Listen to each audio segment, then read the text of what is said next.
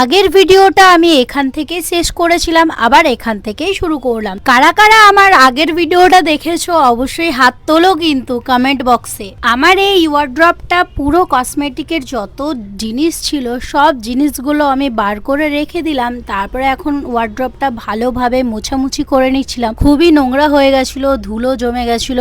অনেক দিন ধরে আমি ভাড়া ঘরে আসিনি, প্রায় 1 মাস 1.5 মাস ধরে আমি ভাড়া ঘরে থাকি। কারণ হচ্ছে আমি যদি এখানে থাকি, অনেকগুলো কারণ আছে যেগুলো আমি সোশ্যাল মিডিয়াতে বলতে পারবো না, নইলে আমার প্রবলেম হতে পারে, তার জন্য। তো যাই হোক, অনেকটা মোছামুছি হয়ে গেল। তারপরে পদ্মা আর পদ্মার সাথে পদ্মার বান্ধবী ললিতাও চলে এসেছিল। ওয়ার্ড্রপটা রান্নাঘরের মধ্যে রাখা ছিল। তারপরে আমার কি মনে হলো যে খাটের পাশে রাখি, তাহলে দেখতেও ভালো লাগবে, ঘরটা সুন্দর লাগবে।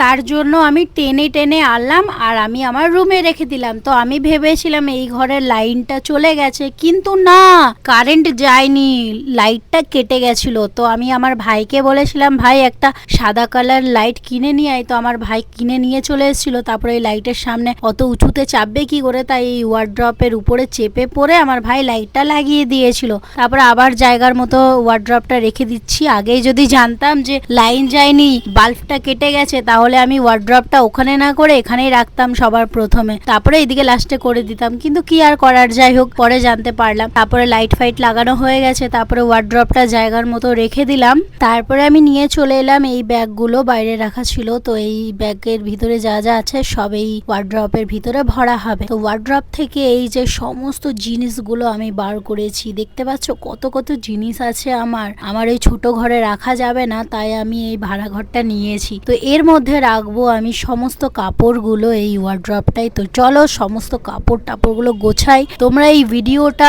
জাস্ট 3 থেকে 4 মিনিটের ভিডিও দেখছো, কিন্তু আমার এই ঘরটা গোছাতে সময় লেগেছে 3 থেকে 4 ঘন্টা সময় লেগেছে। আরো সময় লাগতো, অনেকগুলো কাজ পড়েছিল, সেগুলো আমি করিনি, সেগুলো ভেবেছি পরে করব, আরেকদিন করব, সেদিনকেও তোমাদের সাথে ভিডিও শেয়ার করব। ভাড়া ঘরে কাজ করছিলাম, কাজ করতে করতে একটা দিদি ভাই চলে এসছে আমার সাথে দেখা করতে। আমার ওই বাড়িতে প্রথমে গেছিল এই দিদি ভাইটা, কিন্তু আমাকে দেখতে পায়নি। আমার মেজো বোনই এই দিদি ভাইটাকে নিয়ে চলে এসেছিল আমার ভাড়া বাড়িতে।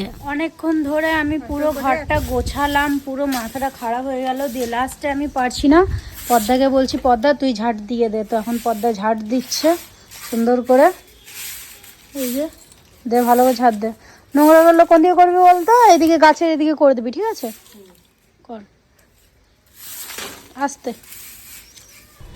আমি তো ভুলেই গেছিলাম, আমার সাথে আমার বোনও এসছিল। যদি জানতাম আমার বোন এসছে, তাহলে আমার বোনকে দিয়েই অর্ধেক কাজ করি